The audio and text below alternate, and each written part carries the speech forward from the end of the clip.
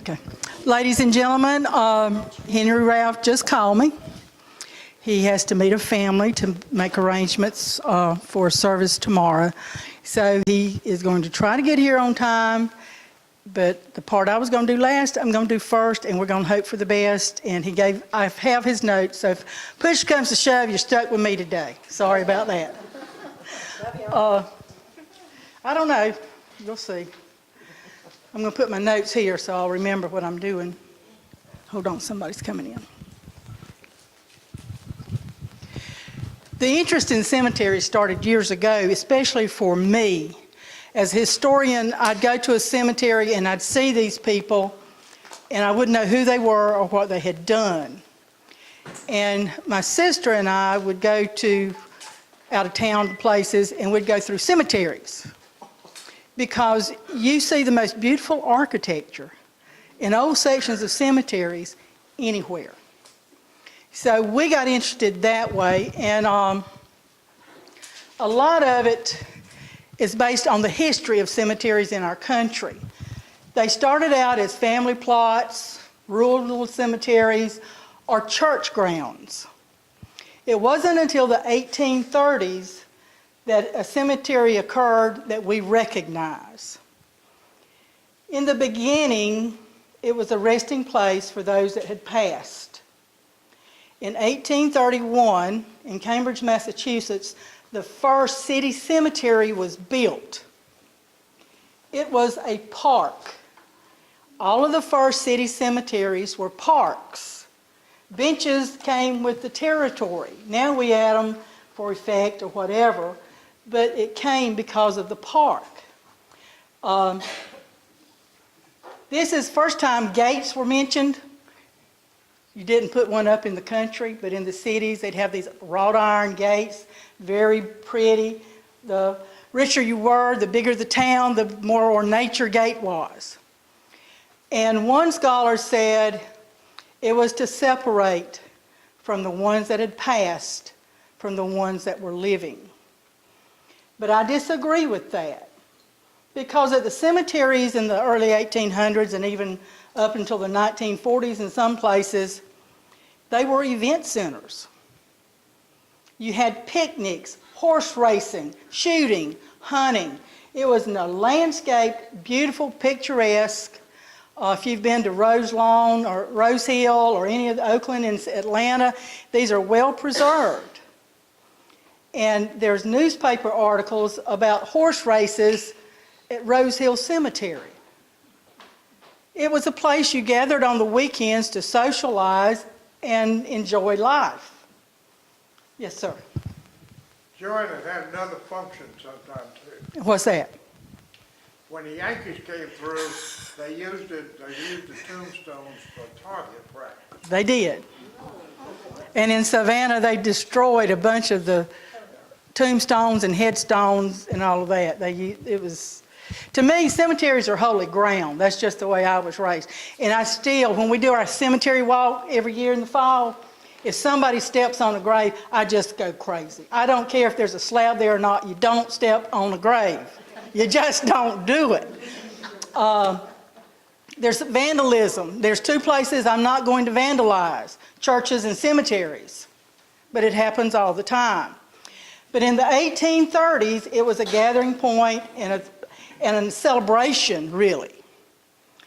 The tombstones, headstones, the architecture was much more elaborate, maybe because the ones that could afford city cemeteries had more money. Don't know.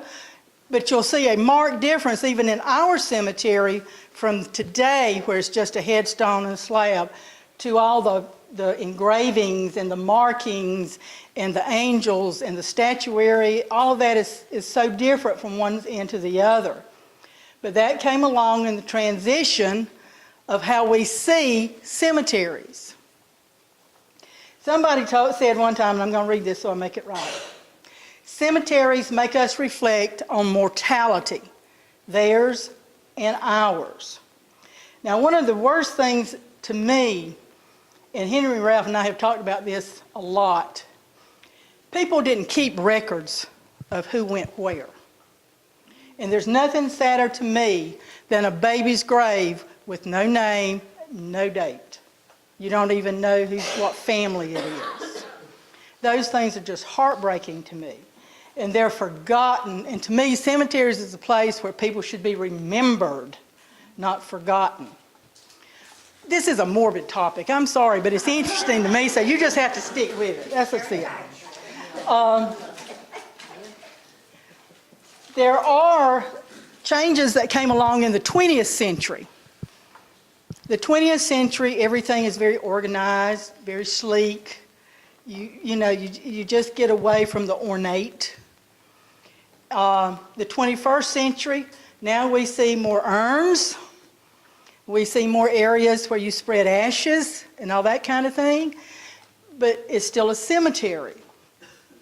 When my granddaughter was little, we'd ride around Douglas City Cemetery and we'd count the angels because that just caught her eye when she was like 6 or 7. Yes, I have warped her terribly. I'm sorry. But we don't go to cemeteries like people did before. I noticed this with a walk through the cemetery that we did, and several people here have participated in that. Why do we want to go to a cemetery? You learn more about the people if you look for it. You don't know what the Mobleys did or the Wards did or the Welchells did unless you look for it. And with imagery, a lot of the times, especially in the older part of the cemeteries, you find more information about these people.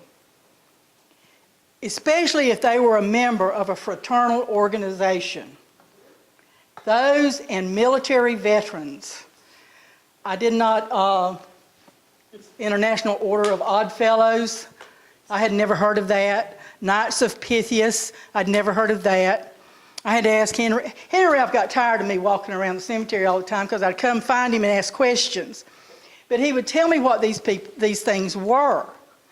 You'll find out who was in what war. A lot of times it'll tell you where they died if they were killed in active duty. And it's just, to me, it's just a moving thing. There's a cemetery in West Green that has a huge statue with a man, and he used to hold his hat, but Kerry Van Moore shot it off when he was a child. But the reason, and in that little church cemetery that's over 100 years old, 150 years old, this one statue is standing. So I looked into why we have this one grand standing statue. Come over here, Marianne. I won't bite you. It seems that he had married a lady that his parents did not like. And when he died, he had $6,000. Now, in the late 1800s, that was a lot of money. So the parents ordered a statue from Italy for $5,547 because they didn't want the lady to get the money. This is how it works. And see, I thought, oh my God, who would have thought of that? I mean, why would you do something like that? But they were. I ain't gonna tell you the names because some of them still around West Green. So. But if you've ever been to Oakland or Westview in Atlanta, I had a great aunt and uncle that lived in Atlanta, and Aunt Lolly used to tell us about Sunday picnics at Oakland, where after church they'd take a basket and they'd go have a picnic. They'd sit on the grassy areas and have a picnic in a cemetery. If they did that at Lone Hill Cemetery, Miriam, what would you think? It'd be okay with me. I'm not taking my lunch out there. I'm just anybody else. And some people won't go to a cemetery at dark. I mean, there's a lot of superstition and kind of an uncomfortable feeling. It's not bad, it's just uncomfortable. And I think a lot of that has to do with the mortality issue. Sooner or later, we're all going to be in a place similar to that. But to me, that's dwelling on the negative, and you're not thinking about what all these people have done for you in the past. Bonaventure in Savannah is one of my favorite old cemeteries. If you ever go to Savannah, you take that tour. You please take it. You don't have to do it at night. They do a nighttime one and a daytime one. But like Mr. Trowell said, there are headstones that are just leaning against fences because when the Yankees came down here, they destroyed it and moved it, and you don't know who's where. They just stacked them or throwed them up, broke them in pieces. Another one that I like is Oak Grove Cemetery in St. Mary's, Georgia. It's from the 1788 was the first grave in that cemetery. And you got the live oak trees, and you've got they keep it up really well. It's just a pretty place. And there's others. You can go to Macon. I don't go and look for all the celebrities' graves or any of that kind of stuff. I just like the ambiance. I took Cheyenne to Arlington when we were in D.C. The most moving place you'll ever go. It's so quiet, unless there's a screaming young'un there by you, that you can hear pin drops. The Punch Bowl in Hawaii, in Honolulu, is the same way. Please. Andersonville, it's very similar, but it's not as, I guess because you don't have all those white stones lined up. But anyway, those are the kind of things that drew us to cemeteries. And Henry Ralph and Dexter Kirkland made a list of imagery, especially in our cemetery, and the possible cause of this image. Now, we can't go back to 1854 and ask them why this symbol is on this grave. It's a supposition. We don't know for sure. We can take a census and say this is probably because. Now, when you look at imagery, the first thing you're going to find is a lot of Christian symbols. You're going to find crosses. You're going to find open books, the Bibles. You're going to find Catholics will have rosaries on them. Jews will have their cross thing on them. I can't think of the name of it right off, but thank you. Thank you. But it's very religious oriented. A lot of them will just have crosses. But a lot of them have symbolism beside, and that's the imagery I'm going to touch on, the part I know. And if somebody wants to jump right in, and feel free, because I'm sorry Henry couldn't be here, but he knows a lot more than I do. One of the things that strikes me about our cemetery are flowers and trees. Because to me, especially in the old part, you see more of that than, in the newer part. Land is a factor, I'm sure, and money is definitely a factor. But the meaning of flowers engraved on cemetery headstones or slabs is unreal. Garlands, it means you led a pure life. Now, I don't know about y'all. I don't know many pure people. Purer than some, but pure Mother Teresa, she ain't there.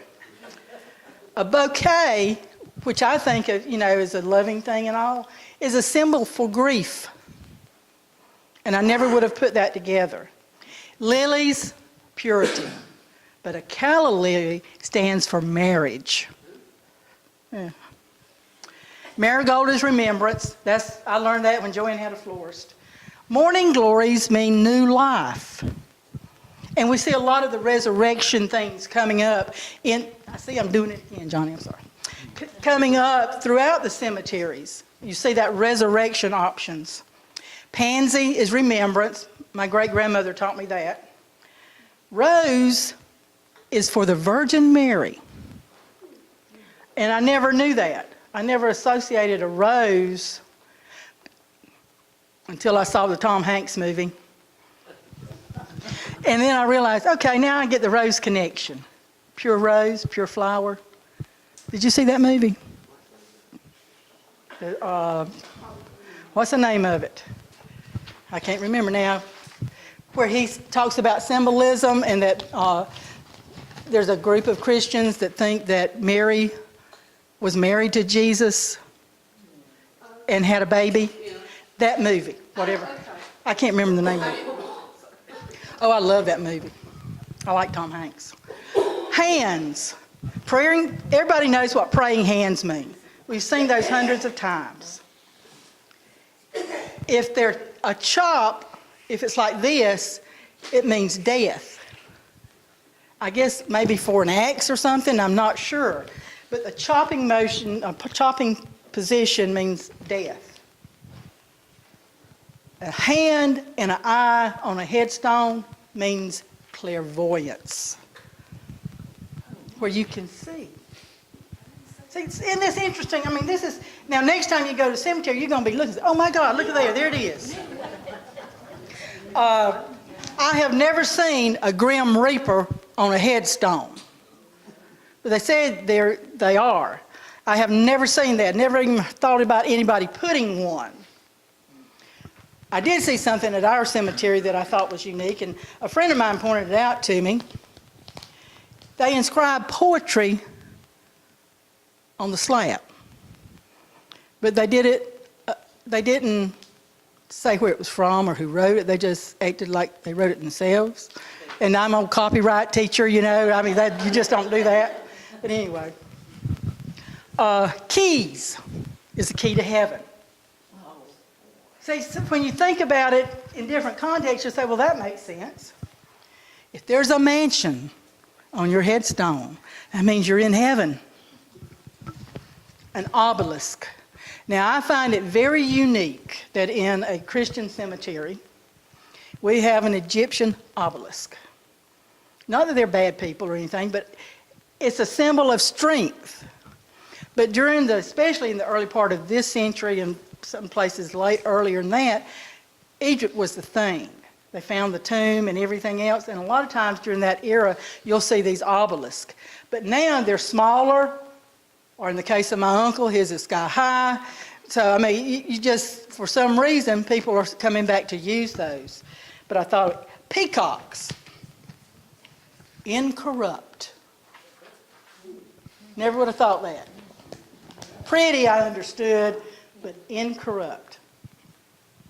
A pine cone, immortality and fertility. Now, I'm wondering, I need a theology lesson on this, but when you get to heaven, how do you need to be fertile? How do you combine those two? I just thought that was unique. I've never seen a rooster. That's announcing the resurrection.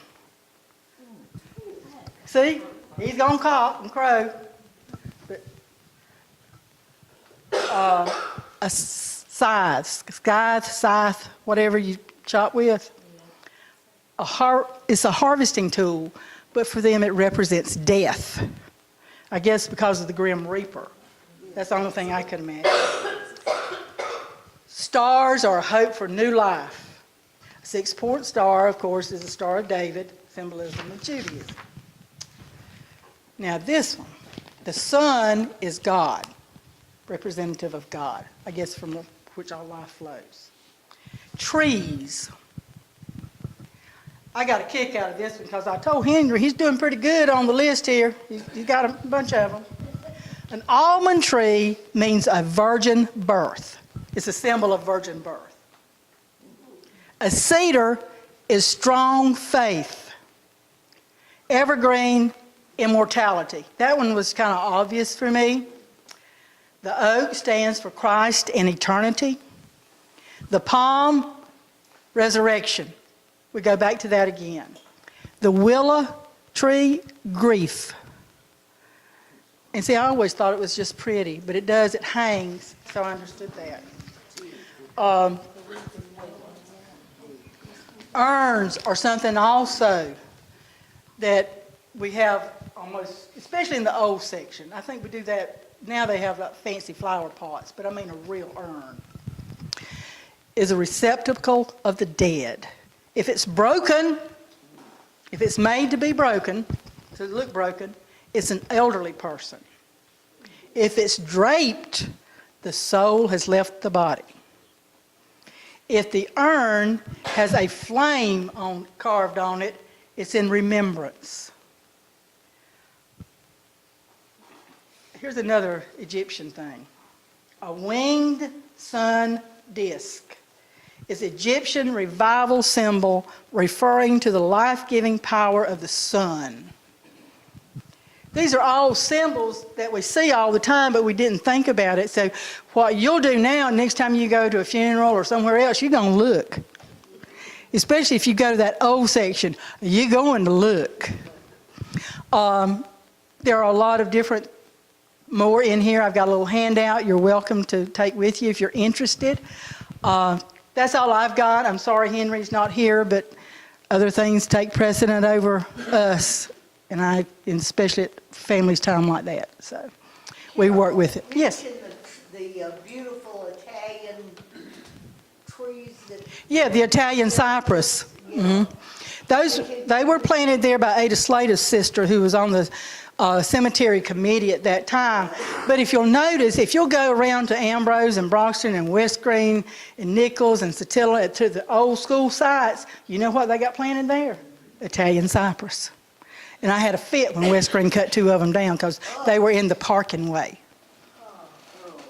That's why I'm not on that committee anymore. Are they a symbol or something? See, yeah, cypress.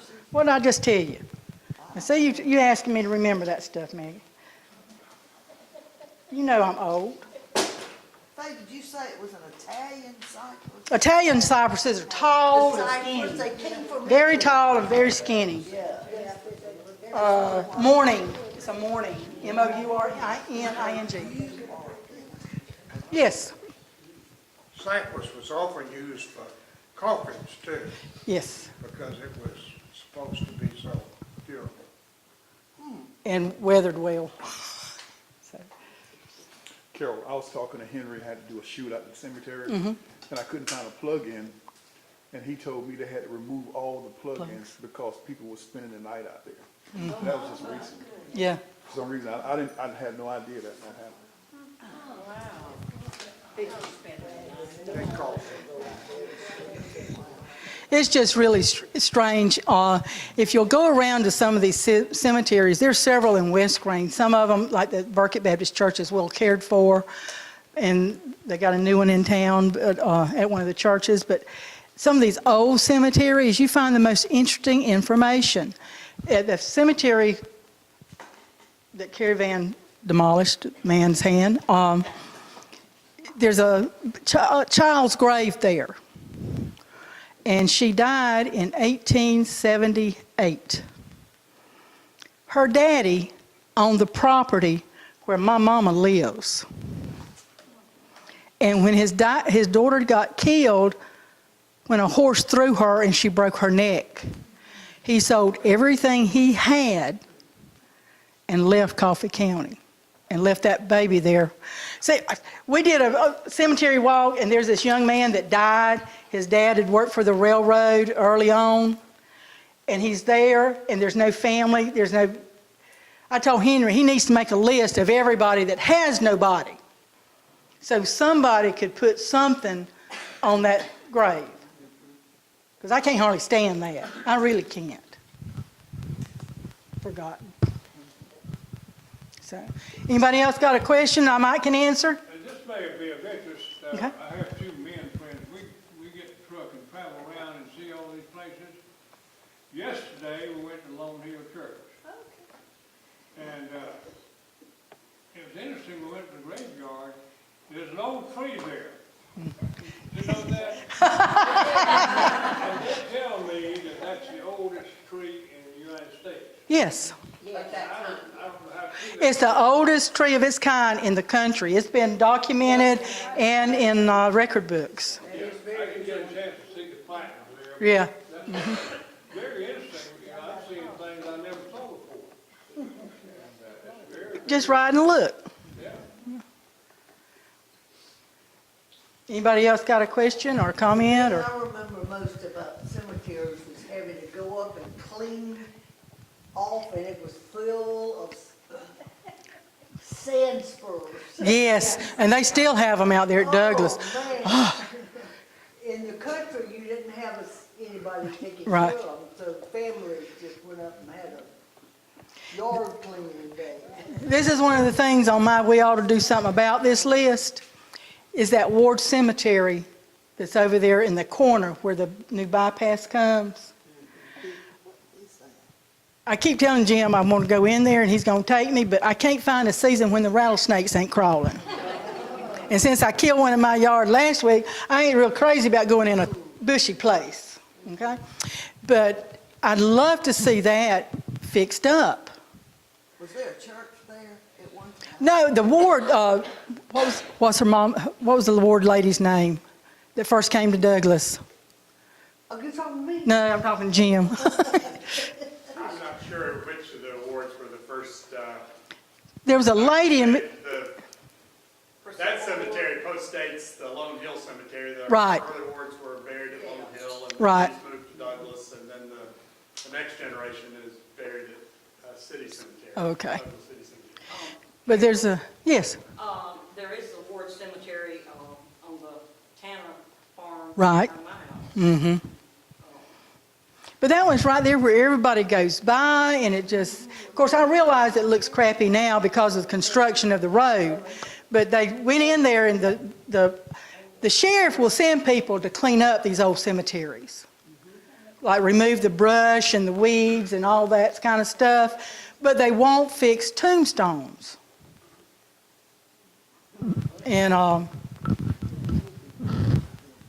I just like to see somebody.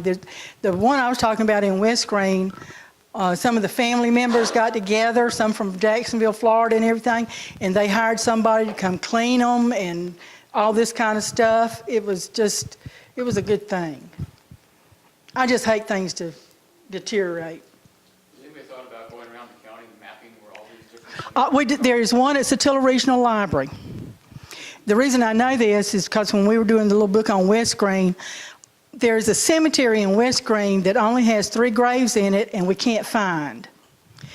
The map at Satilla Regional shows it somewhere, and you probably have no reference to this, but where the winner's story is on 221 back to L.F. Kirkland's house.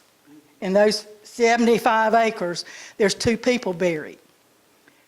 But it's the same thing with they buried on the old home place. They use sticks. There are no slabs. And that was 120 years ago. Nobody knows where they are now. Made a wooden cross. They made a wooden cross. Like the cowboys did in all those John Wayne westerns. They don't hold up very well in the weather. Mr. Trowell? There's a pretty good inventory of cemeteries And people that are buried there. in both counties in South Georgia, I know. Yeah. They, including photographs of the graves. There's a lady in Dublin that started going around with her camera making photographs of graves. And it turned out to be some compensated because she received 2 or 3 calls within the next week or 2 after she finished. Because they at one of the florist in Dublin she had a boy working for her, and he went out to she got a call from someone in California wanting a florist to put flowers on the grave. And he spent all day, he said, looking for that grave and didn't find it until just before 5. So with the photographs of the graves, they were able to reduce that time somewhat. That's good. But Satilla Regional does have a book up there of all the cemeteries from all over the county, and they even have a listing of who was buried there. But now, if it was after, I want to say it was 82, like at Lone Hill, the last person they got listed was 1982, so it hasn't been updated. The one last, or it hadn't when I looked, but it's in the genealogy room in there. They've got, it's really nice. It was easy. Go online and do find a grave. Right, I'll find a grave, they'll show you. And there's a lady in Bronxton, she's a retired educator, Wilma, was it Wilma? Wilma Lott. That's what she does. Yeah. She's gone all over that community, the country and everywhere else, documenting the graves, pictures, and putting it on find a grave. So at least if you're looking for a name, you've got a starting place. Yes, sir. Do you have information on what is the oldest grave in Coffee County and who occupies that? Not in Coffee County because, see, you didn't have to register your graves. If Grandpa died, you just dug a hole and put him in it. The oldest one at the cemetery in Douglas is 1854, I think. Dexter Kirkland was listed in Ward's history as the first man buried in the city cemetery. But Lucinda Lott Peterson, who died in 1804, her grave is there next to her husband and his second wife. Now, we don't know, because the Lotts and Petersons owned that land originally. We don't know if they moved her there when they did the city cemetery, or if she was buried there and they put up a stone later. But Lucinda Lott Peterson is the oldest headstone marked out there. But now, one of the things that I found really sad was, in the old section, the old black section of the cemetery, they buried them right down to the creek. They buried them in wooden boxes. Everybody was buried in a wooden box. So before they did the archaeology digging out there, you kept finding where 4 or 5 people would be buried in one spot. Or the graves, the boxes had deteriorated and the bones would wash up, or a dog would bring a bone up. And there's no record. Funeral homes now can tell you when they buried somebody. But even 50 years ago, until Henry Ralph Milholland took over director of the city cemetery, no records were kept on who was buried where. None. Everything he's done, he's had to go back and dig for. And to me, that was sad, but nobody did it. I mean, it's not just Coffee County. That's what they did. You just put them down and let it go. Henry Ralph made a big mistake and put me on the Douglas City Cemetery Advisory Board. Oh, you learn more about cemeteries than you ever wanted to know. But what I have learned is we've got one of the most caring directors of a cemetery you will ever see. If he retires, God knows who they'll put in to do what he does. Not just the physical plant, but dealing with people and outreach and that kind of stuff. He's just phenomenal. And I don't know what'll happen when he goes. He can retire. He knows every plant, and I can walk up and ask him, where's Clayton Memphis buried? In the coach's corner. Did you know there's a coach's corner at Douglas City Cemetery? When you walk in, if you'll drive all the way to the end, there's a whole section there where coaches are buried.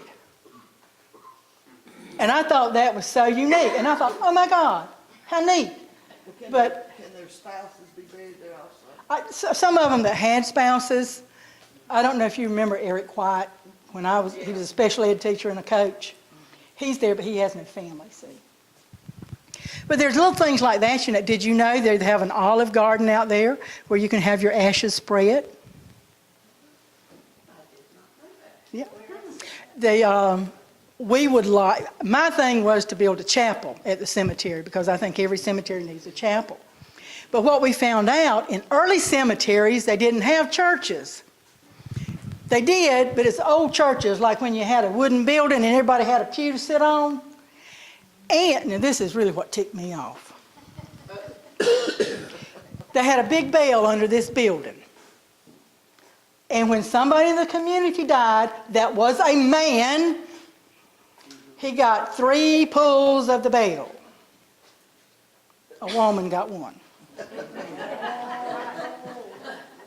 And Henry said, Carol, that's just the way it was. That's history. I said, I don't like it. He said, welcome to the club. But also plans to do, what I call an urn wall. There's a big word for it, but where you can have little niches to house urns. He's all the time thinking about fixing and doing and adding on or improving, and he's just a treasure, and we'll miss him when he goes. Where does the direction go for the growth of the cemetery? Well, right now, you got a chicken plant one way and a creek one way and another chicken plant this way. There is no growth. And see, I don't know why he put me on this committee because I won't shut up. Yvonne told me that. She said, Carol, you need to shut up a minute. But when you go into the cemetery, there's a building over there on the right. They used to do truck lunches and all that kind of stuff. Move it that way some. But there's not much expansion room. Something else, and I may get the numbers wrong, so forgive me. If my great-granddaddy bought a plot and all of his relatives are dead and he's got 5 empty spots, you've got to wait 50 years before you can do anything with them. So if you had a family and they all moved off and are going to be buried somewhere else, you got all these empty spots, but you have to wait so long. And then some of them are owned by people that you don't even know where those people are. It may be John Smith. Well, God Almighty, how many John Smiths do we know? That kind of thing. I've just learned a lot being on that committee, Mr. Tribal. They've had a problem in cemeteries out from Savannah. I don't know, 50 miles or more, because when people in Savannah would die, they couldn't find a spot in the cemetery, so they would come out to those country cemeteries and bury the folks and take off at night.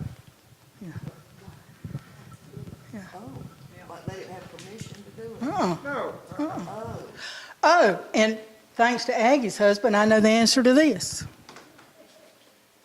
When we did our walk through the cemetery, Jimmy asked, and I never thought about it, he asked Henry, he said, if you're buried in the country, do you have to have a vault? You know what the answer is? No. A vault is not needed, only if you're buried in the city limits of Douglas. And I thought, well, okay. But I just thought that just went with the funeral. I just thought that was all that it's supposed to be. Dwayne? That means the recent trend about doing green burials. Yeah. It's not allowed in Douglas. Not in Douglas. Not in Douglas. When did embalming become a law or imperative? I'm not sure when it became a law. A lot of people in Huh? Is it a law? I think it is now. If you're buried within 24 hours, you can do it without the. Right, but if, That's what I understand. But after that, you've got to be involved. right. A lot of people in that cemetery out there weren't involved, right? That's right. That's right. There was a, I noticed something about you. You said you would like to talk about it. yeah. You kin to your mom. I know her a lot longer than you have. No, we were classmates. Yeah. Gene Wade interviewed me one time at halftime at the ball game. He ran down and he said, I need somebody to talk at halftime. I said, what you want me to talk about? He said, just talk. Twice he had to say, okay, we're through now. We're going to go. We're going to go. We're going to go. I mean, you give me a topic, honey, I can talk. I don't mind it. Hey, Carol. Yeah. Speaking of the doctor, he may know more about this than I do, but when they was doing that archaeology type thing out there a few years ago, they found people in their casket, wooden casket, scratches on the top. Scratches on the top. All people was buried and came back alive. And that can happen, some people be in some kind of coma or something.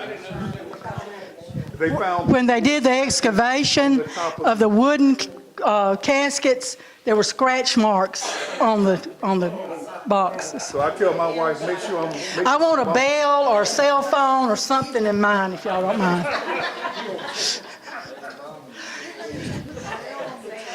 They used to put a bell on the toe. Yes, they did. Especially in England, because in England, see, they just bury them on top and top and top. I don't know who pronounced those people. You know, people.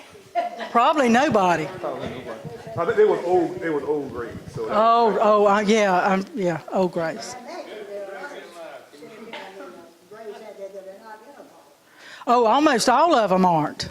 All of the ones in the older section are not. And a lot of times you'll see a slab that looks like it's a rough concrete. That's the top of the grave. It's not a vault. They just put that on top. That's the top of it. It looks like it's oyster shell or something. It's really rough. I just learned so much. Of course, I asked a lot of questions and won't shut up, so people answer, so I'll go on about my business. Anybody else? Next month, we're going to have Dwight Kirkland with us. Dwight has been doing excavations. He's an archaeologist. He's been doing excavations at Chatterton. He did the one at the city cemetery and others throughout the area. So it will be good, and I think he'll be here.